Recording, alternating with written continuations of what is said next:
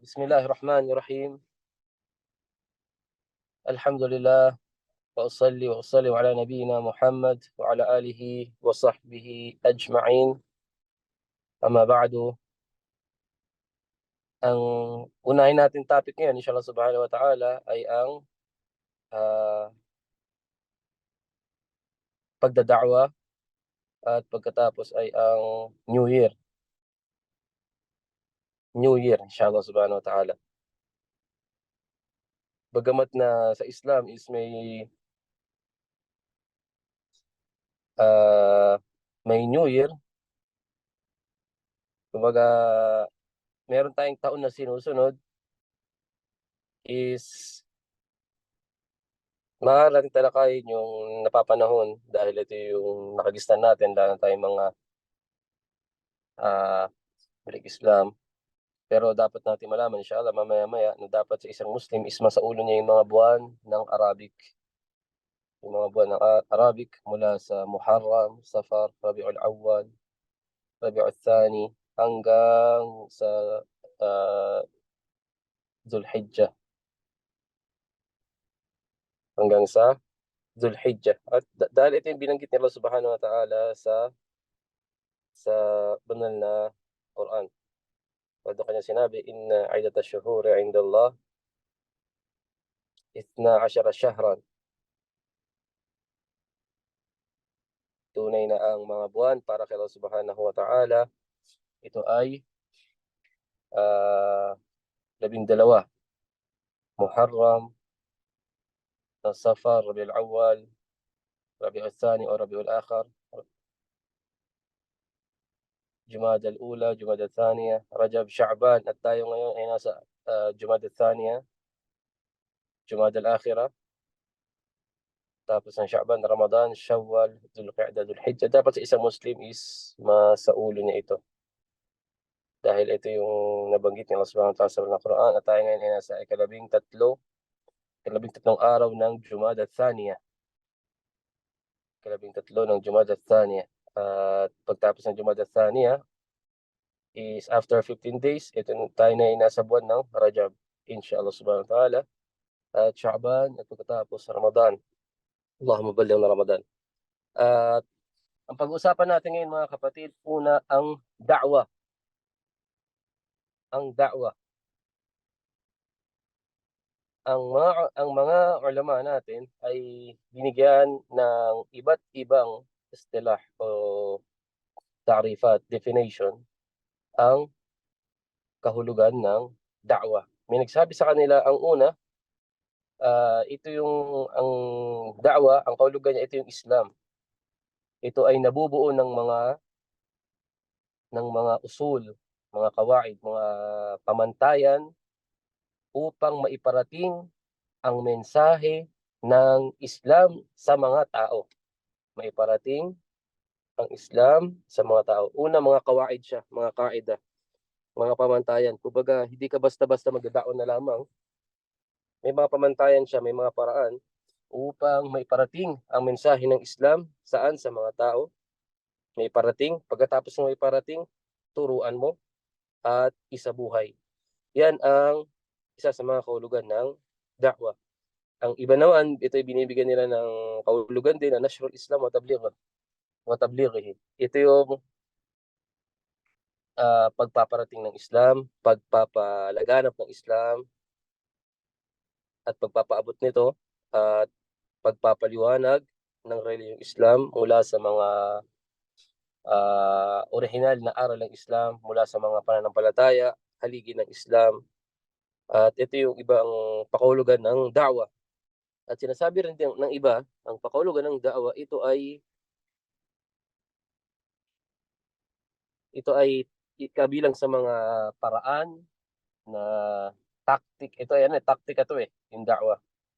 Dahil ang da'wa, hindi lamang basta pagpaparte ng Islam, ito ay may paraan na dapat malaman ng isang Muslim, ng isang da'iya, na kung saan dapat niyang tignan ang panahon o sandali, oras, at yung kalagayan ng taong kanyang dinadakwahan. Ayan yung ibang mga binigay na definition kahulugan ng da'wa. Kung ating pag-aaralan mga kapatid, lahat ng sinabi rito, iisa lang yung kanilang punto.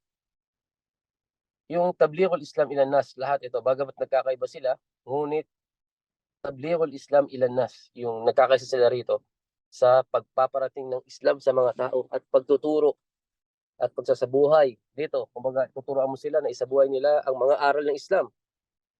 Dito, nagkakaroon ng maling pagkakaunawa ang ilan sa mga kapatid natin na da'iya na kung saan ang pananaw nila, ang da'wa, ito yung pagpaparating, pagpapahayag ng Islam sa mga hindi Muslim.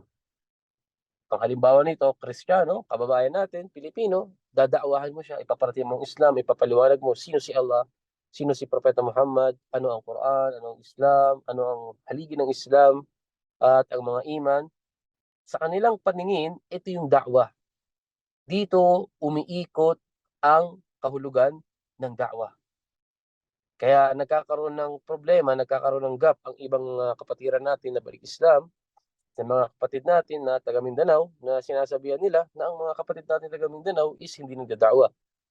At ito ay maling pag-unawa sa mga kapatiran natin na taga Mindanao sapagkat ang mga kapatiran natin taga Mindanao, ang mga ulama roon sila ay nagdada'wah at nagtuturo kung alam lamang natin ang kahulugan ng da'wah. Papasok sila saan? Sa ta'alim, sa pagtuturo. At yung mga kapatid natin taga Mindanao, ang ginagawa po nila ron, lalo yung mga nakapag-aral, is ginuguho nila ang mga shirk at ang mga bid'ah sa kanilang lugar. Alam niyo po yun? Binawasak nila, sinisira nila ang mga maling paniniwala sa kanilang mga lugar. Sapagkat sa Mindanao, maraming mga shirk, maraming mga bid'ah at mga khurafat doon sa Mindanao. Yan po ang katotohanan. At huwag natin sasabihin na ang mga kapatid nating, ang mga ulama na taga Mindanao ay hindi nagdada'wa. Bagkus sila po ay nagtuturo doon ng Quran. At mayroong hadith na sinabi ni Propeta Muhammad sallallahu alaihi wasallam, khairukum man ta'allama al-Qur'ana wa 'allama. Ang pinakamainam sa inyo ika, siya na nag-aaral ng Quran. Man ta'allama al-Quran, nag-aaral ng Quran, wa 'allama at at itinuturo niya ito. Ang nagtuturo po. At yung ibang dako naman, may mga nagsasabi sa kanila na yung mga ibang balik Islam naman nag-aral lang ng ilang buwan, nagdadakwa na kagad. Ang iba sa kanila, hindi pa mabigkas ang pangalan ni Allah, yung katagang Allah, nagdadakwa na kagad. Alam niyo, nagkakaroon ng gap. Bakit? Dahil sa maling pagkaunawa ng da'wa. Ang pagdada'wa mga kapatid, para sa kaalaman natin, hindi lamang po yan yung pagsasalita sa harap. Pagsasalita sa mga tao, sa mga halimbawa lectures, may mga event, magsasalita ka sa libo-libong mga tao o daang-daang mga tao, hindi lamang umiikot dun yung da'wa mga kapatid. Ano po? At ang sabi pa ng ibang mga scholars dito, ang Islam ay yung da'wa, tablighul Islam linnas. Ito yung pagpaparating ng Islam sa mga tao. So pasok kayo dun. Ako, ikaw, taga saan ka man, ano, hindi ka man Pilipino, anumang lahi ka kapag pinaparating mo ang Islam. So Islam, hindi lamang Allah, hindi lamang si Allah, hindi lamang ang iman. Islam, lahat. Papasok rito yung pagngiti, yung araw-araw ka nakangiti sa mga tao. Tatanungin ka ng hindi Muslim, bakit lagi ka nakangiti? Dahil sa Islam, sunnah yung ngumiti ka, ano po, at yung tumulong ka, magbigay ka ng hadiah sa mga kahit hindi Muslim, bigyan mo sila ng hadiah. At doon magtatanong sila, bakit ka nagbibigay ng hadiah, hindi naman ako Muslim. Sa paraan na yon, na ipaparating mo sa kanila ang Islam, lalong-lalo ng ugali ng isang Muslim. At sa panahon ni Propeta Muhammad sallallahu alaihi wasallam, napakaraming tao, bagkus ang karamihan sa mga sahaba radhiyallahu anhum, sila ay yumakap ng Islam hindi dahil sa da'wa ni Propeta Muhammad sallallahu alaihi wasallam, bagkus dahil sa kanyang ugali mga kapatid. Yun po ay bahagi ng pagpaparating ng Islam, pagpapahayag ng Islam. Kaya ang isang da'iya ang unang katangian na dapat niyang taglayin ay ang maging ikhlas para kay Allah Subhanahu wa Ta'ala. Ikhlas para kay Allah Subhanahu wa Ta'ala. Dapat niya itong taglayin. At kapag ang tao ay ikhlas, wala siyang pakialam sa ibang mga tao, sa ibang mga nagdada'wa. Dahil ang iniisip niya ay ang kanyang sarili. Kung tatanggapin ba ni Allah ang kanyang da'wa o hindi. Kung ang da'wa niya ba ay may reward, gantimpala mula kay Allah Subhanahu wa Ta'ala o hindi. Dahil kapag iisipin niya yung mga tao, pagalingan, pasikatan, paramihan ng napasyahada sa social media, paramihan ng views, paramihan ng likers, paramihan ng mga nagsishare. Allahul Musta'an, problema po yun. Kapag naging ganun ang niyat ng tao, hindi siya mukhlis kay Allah Subhanahu wa Ta'ala. Dahil ang da'wa niya, iniisip niya yung tingin ng tao sa kanya. Ang taong mukhlis kay Allah Subhanahu wa Ta'ala, yung malinis ang kanyang puso, ang kanyang pagdada'wa ay tanging kay Allah Subhanahu wa Ta'ala, wala siyang pakialam sa sasabihin ng iba. Hindi niya iniisip yun. Mabuti man o masama ang mga comment sa kanya, wala siyang iniisip ron. Bakit? Dahil ang ginagawa niya, trabaho lamang kay Allah Subhanahu wa Ta'ala at reward mula kay Allah Subhanahu wa Ta'ala. Yun ang dapat unang taglayin ng isang Muslim na da'iya ang ikhlas kay Allah Subhanahu wa Ta'ala. Pangalawa rito mga kapatid, ano ba yung hukom ng da'wa? Dapat natin malaman kung ano ba ang hukom ng da'wa. Basahin mo natin ang sinabi ni Allah sa Quran. وَلْتَكُنْ مِنْكُمْ أُمَّةٌ يَدْعُونَ إِلَى الْخَيْرِ وَيَأْمُرُونَ بِالْمَعْرُوفِ وَيَنْهَوْنَ عَنِ الْمُنْكَرِ وَأُولَٰئِكَ هُمُ الْمُفْلِحُونَ. At ibilang ninyo ika ang inyong mga sarili sa isang umma na nagdada'wa tungo sa kabutihan. Kayo, ibilang ninyo ang inyong mga sarili sa umma na ito. Tayo yung umma na tinutukoy ni Propeta Muhammad, ni Allah Subhanahu wa Ta'ala sa talata na ito. Nagdada'wa tungo sa kabutihan. Ya'muruna bil ma'ruf, nag-uutos ng mabuti, nagbabawal ng masama. At sila yung mga taong nagtagumpay. So kung pag ninilay-nilay natin ang talata na ito, mga kapatid, ang sabi ni Allah, wal takun minkum. Ito ay amar, ito ay utos. Kung pag-aaralan natin ang isa sa mga paksa sa Islam, yung usulul fiqh, lahat ba ng utos ay wajib? Lahat ba ng utos ay wajib? Baka may mga sagot sa atin yan. Pili ako ng ng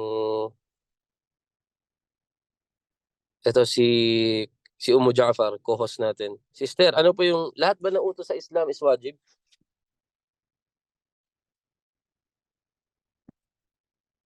Pag sinabi ni Allah, sinabi ni Propeta Muhammad sallallahu alaihi wasallam, wajib ba ito kagad? Opo. Wajib kagad? Opo, sabi ni Ummu Ja'far. Yung host natin, Messenger of Peace. Sangayon po ba kayo sa sinabi ni Ummu Ja'far? Utos ng Allah, wajib. Ha? Ang utos ng Allah, wajib. Wajib. Tayyib. Ito si Abdus Salam. Abdus Salam, lahat ba ng utos ni Allah Subhanahu wa Ta'ala ay wajib?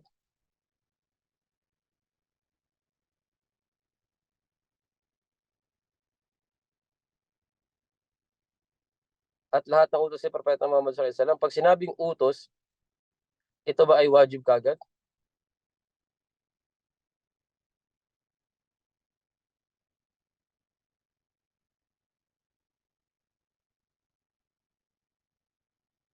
Tayyib. Dapat nating mga kapatid, ito, kaya obligado po sa mga tao na mag-aral talaga sa Islam upang maunawaan natin ang mga nakalagay sa Quran at sa Sunnah ni Propeta Muhammad sallallahu alaihi wasallam. Ang halimbawa, sabi ni Allah Subhanahu wa Ta'ala sa banal na Quran, ano po? Meron siyang sinabi rito na wa aqimus salah at itayo ninyo ang pagdarasal. So, ang tinutukoy rito, meron siyang qara'in. Kumbaga may tumutukoy sa kanya, sa utos na ito, may tumutulong sa kanya na mapatibay na yung utos na yan ay wajib. Wajib. Maliwanag? Wajib po. So, sa ibang talata naman, ang sabi ni Allah Subhanahu wa Ta'ala sa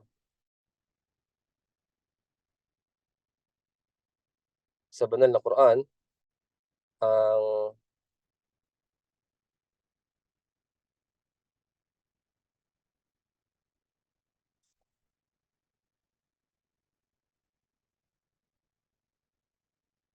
halimbawa nito, sabi ni Allah Subhanahu wa Ta'ala, patungkol po ito sa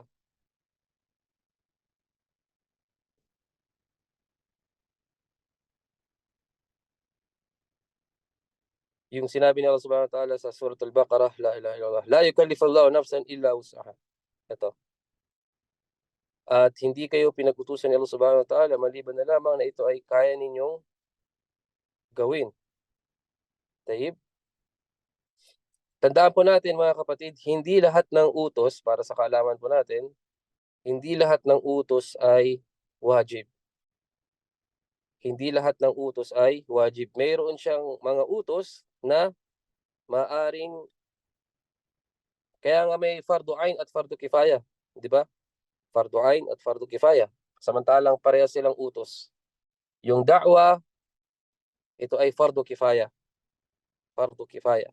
Ang pagiging alim, fardu kifaya. Yung alim, pero yung pagsasaliksik ng kaalaman sa mga basics sa Islam, ito ay fardu ain. Halimbawa, paano magsala, paano magwudu, ito ay fardu ain. Pero yung pag-aralan mo yung mga faraid, pag-aralan mo yung paano maging judge, 'di ba? Yung paano malalaman yung hadith ba sahih o da'if o munkar, al-jarh wa ta'dil, paano mo irarad, kumbaga sasalamutin yung mga hadith na yan ay sinungaling, yan ay da'if, hindi totoo yung hadith na yan. Ito ay yung mga ganong kaalaman, ito ay fardu kifaya. Ang sabi ni Propeta Muhammad sallallahu alaihi wasallam, talabu ilmin faridatun ala kulli muslim wa muslima. Ang pagsasaliksik ng kaalaman, obligado sa bawat lalaki at babaeng Muslim.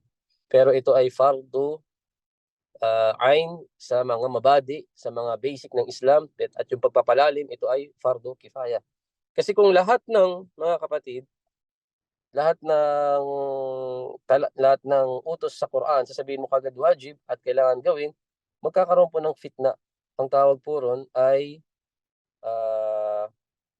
yung mga Qur'aniyon, yung Quran lamang kanilang sinusunod, sila po yung kadalasang gumagawa ng fitna. Alam niyo po yun? Lahat ng mga hindi nakikinig sa mga ulama ay magkakaroon sila ng fitna kapag binabasa nila ang banal na Quran. Kapag binabasa nila ang banal na Quran. Dahil mga kapatid, kapag puro yung susundan mo lamang ang paniniwala mo, lahat ng nakalagay sa Quran na iwajib, baka maging may mga kaya nagkakaroon ng terorista dahil diyan. Ang sabi ni Allah Subhanahu wa Ta'ala, qatilu yung mga talata sa digmaan, samantalang may mga sabab, may mga dahilan yun kung bakit nangyayari yun, 'di ba? Ibinaba sa isang lugar.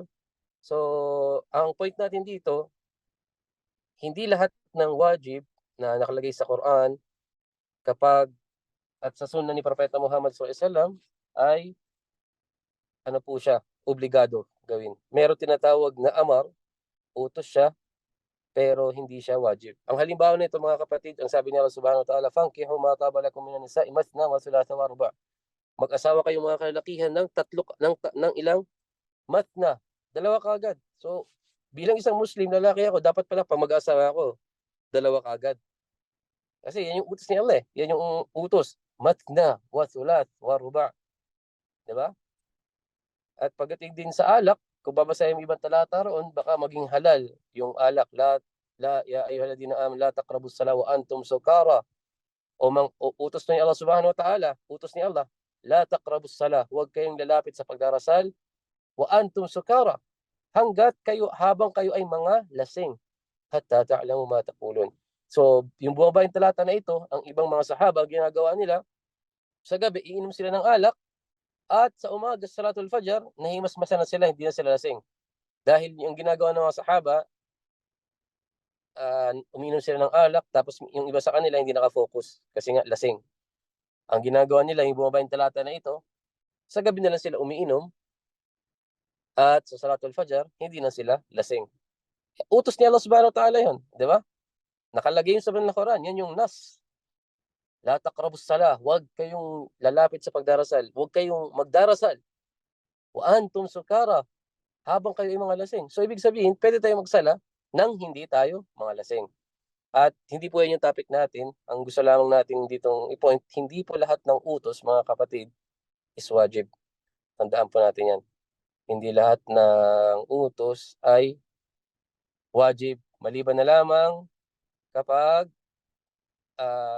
karana, may tumutukoy talaga sa utos na yan ay wajib.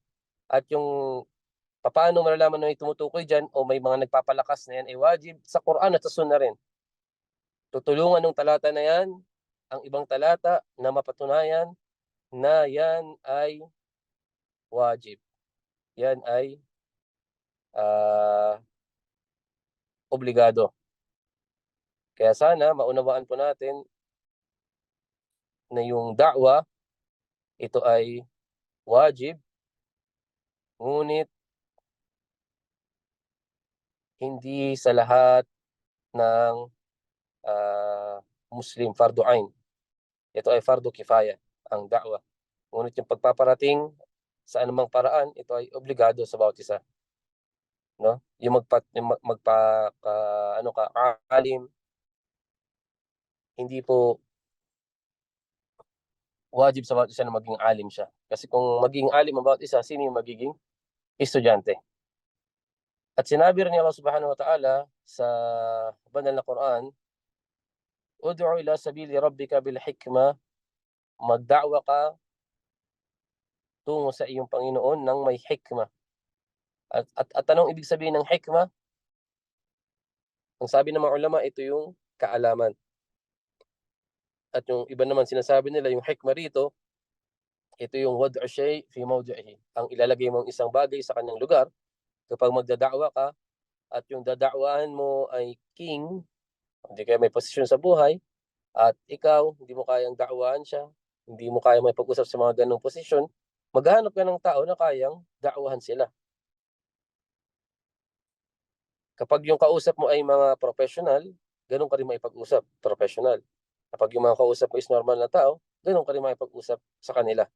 Kumbaga, yung pagdadaaw is nasa lugar. Kapag yung lasing yung tao, huwag mo siya dadawaan na habang siya lasing. Baka magkaroon ng problema.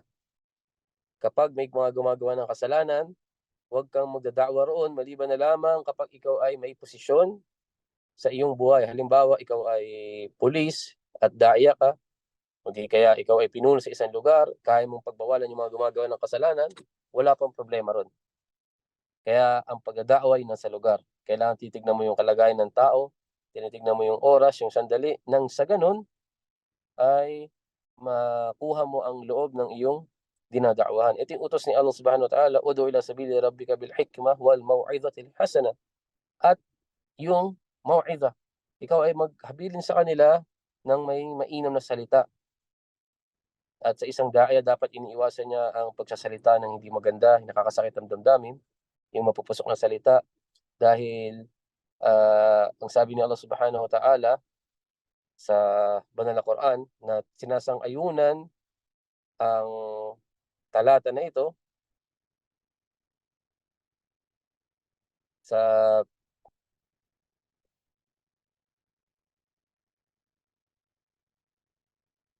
ito ay sa surah La ilaha illallah. Ang sabi ng Allah Subhanahu wa Ta'ala, la tasubbu alladhina yad'una min dunillah fayasubbullaha adwan bighairi ilm. Sa Suratul An'am, sabi ng Allah Subhanahu wa Ta'ala, huwag ninyong mumurahin yung mga nananalangin ng ibang Panginoon maliban kay Allah. yung ibig sabihin yung pagsasalita ng hindi maganda sa kanila, inutil, gago, mangmang, yung pagsasalita ng hindi maganda sa kanila, huwag itong gagawin. Fayasubbullaha adawan bighairi ilm. At ang resulta niyan, kapag minumura sila, iinsultuhin din nila, mumurahin din nila si Allah subhanahu wa ta'ala nang may galit at walang kaalaman. Kaya ang isang Muslim, marapat sa kanya bago niya pasukin o tahakin ng isang da'wa, meron siyang sapat na kaalaman. At yun yung maw'idatul hasana, wajadilhum billati hi ahsan. Sabi ni Allah. At makipagdialogo ka sa kanila, makipagdialogo ka ng may mainam na salita. May mainam na salita. At ang iba nating mga kapatiran, ang akala nila, yung da'wa o yung pakipagdialogo, yung pakipagdebate is hindi parte ng da'wa. Alam niyo po yun? Si Propeta Ibrahim alayhi salam, nakipagdebate siya. Nakipagdialogo siya. Ganyan din si Propeta Musa. At iba pang mga propeta, sila ay nakipagdialogo sa kanilang mga sa mga sa ilan sa mga kaum nila, sa kanilang mga kaum. Kaya yung pakipag-dialogo mga kapatid, ito ay parte ng da'wa. Ngunit may condition siya. Una, kailangan, alam mo yung may kaalaman ka sa pakipagdebate at hindi lamang basta kaalaman, kailangan marunong ka magsabar at alam mo yung rulings at ikaw ay nakipagdebate ng may mabuting salita, hindi yung salita ka ng salita at nakakasakit ng damdamin ng iyong pinakausap. At sana ito ay malaman ng bawat da'iya. Dahil may mga da'iya, Allahul Musta'an, may mga da'iya na ayaw nilang makipagdebate at sinisiraan nila yung mga kapatiran natin nakipagdebate. Tulad halimbawa nila Indasan, hafidhahumullah, o kaya si Ustad Barcelona at iba pang mga nakipagdebate. Wala pong problema ng ipagdialogo ka, kapatid. Nakalagay yan sa Quran. Kung alam lamang natin ang kwento ni Propeta Ibrahim nung ito ay sa Suratul Anbiya, nung nagkaroon ng piyesta sa kanilang lugar, tapos si Propeta Ibrahim, hinahanap niya talaga yung kanyang Panginoon.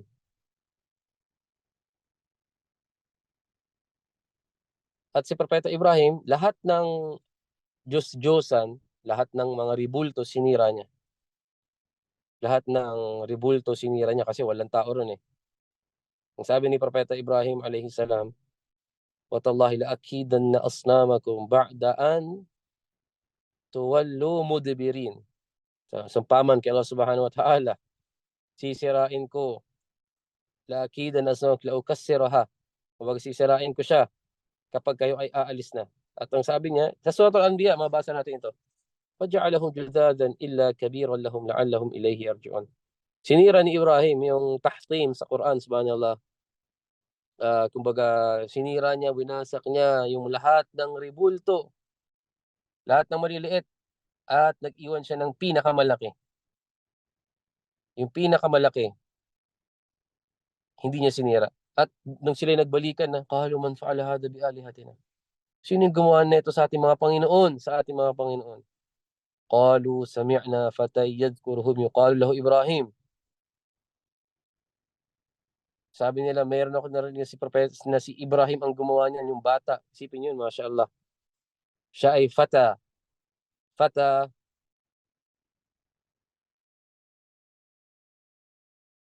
kapag fata, dalaga. Okay? Parehas, kung ita-translate mo sa English, parehas lang ng sulat. Pero kapag sa Arabic, doon sila nagkakaiba sa pagbigkas at pagsulat. Fata at fata, fata at fata. So si Ibrahim sa murang edad niya, siya ay bata. Subhanallah, sinira niya lahat yun at nandun sa kanya yung da'wah, yung rushd ni Allah subhanahu wa ta'ala, yung gabay ni Allah subhanahu wa ta'ala.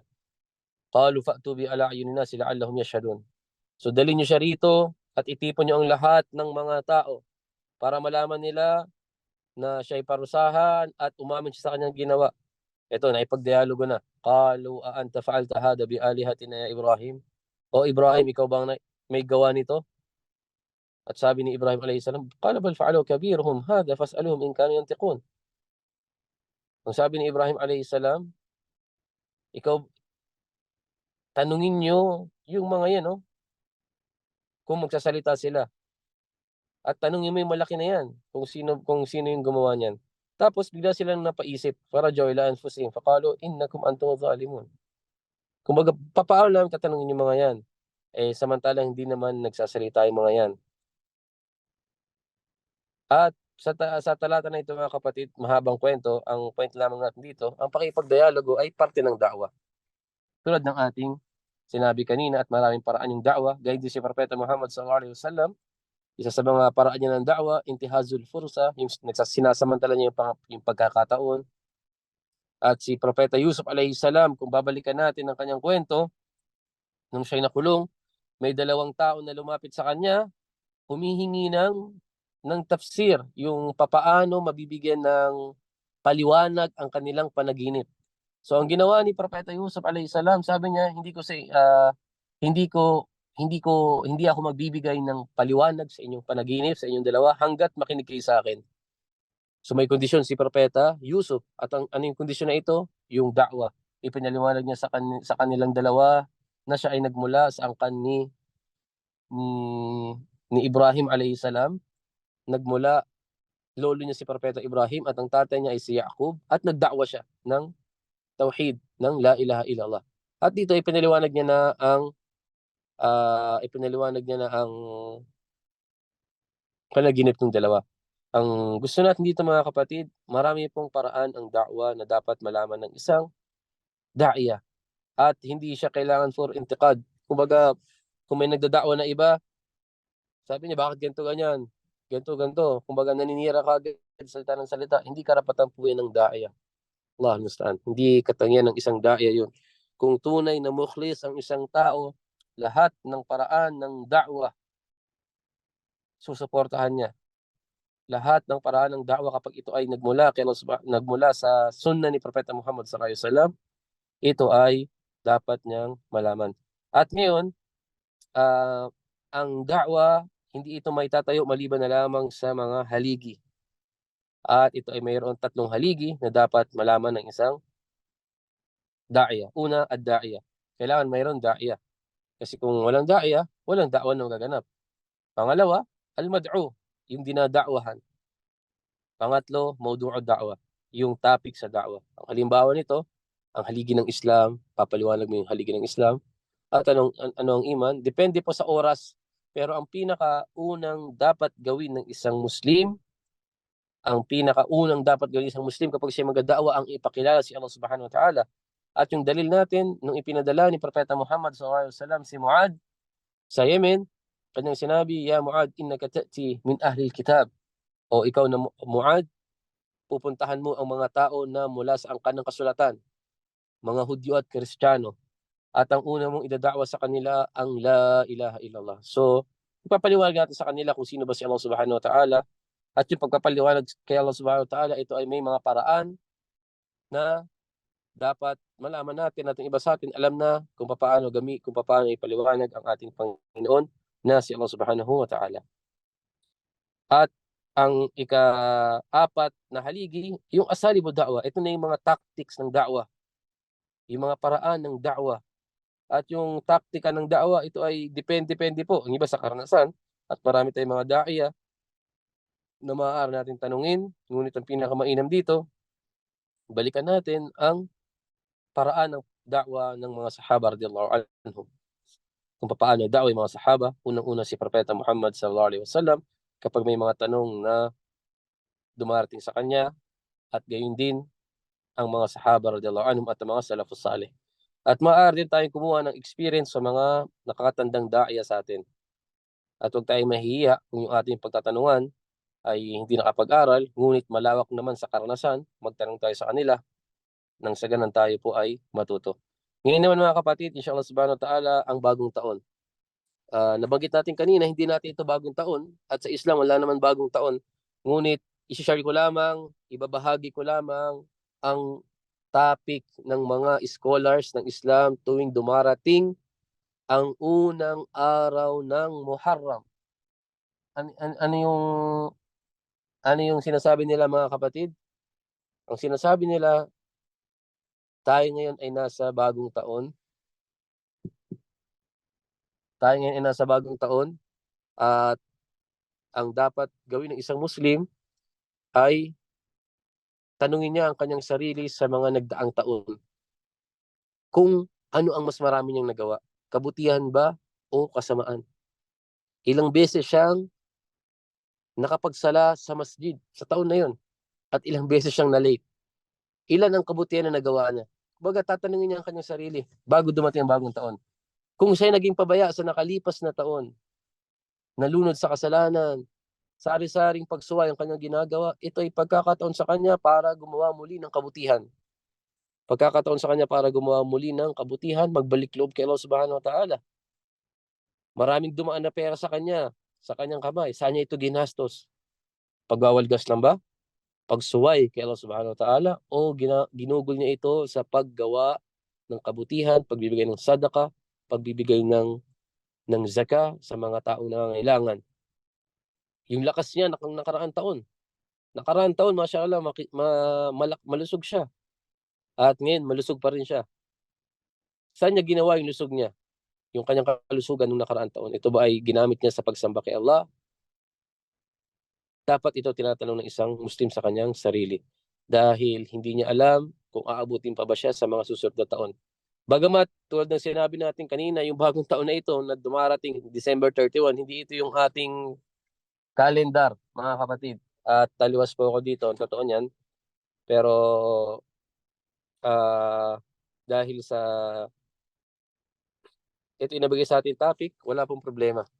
At sa New Year na mangyayari ngayon, mga kapatid, napakaraming shirk dyan. Yung tatalong ka, tataas, para na tumangkad ka, shirk. Tapos yung mga prutas, 12 prutas na bilog, mga shirk. At hindi lang shirk, mga haram, ganun din. May mga music, may mga paniniwala, mga khurafat dyan na taliwas sa Islam. At ang pagsuporta po dyan ay kabilang sa, ang sumusuporta dyan ay nakakakuha ng kasalanan. At yung pagbibenta rin ng mga haram na may kaugnayan sa kanilang pananampalataya, haram ang kanilang pagbibenta.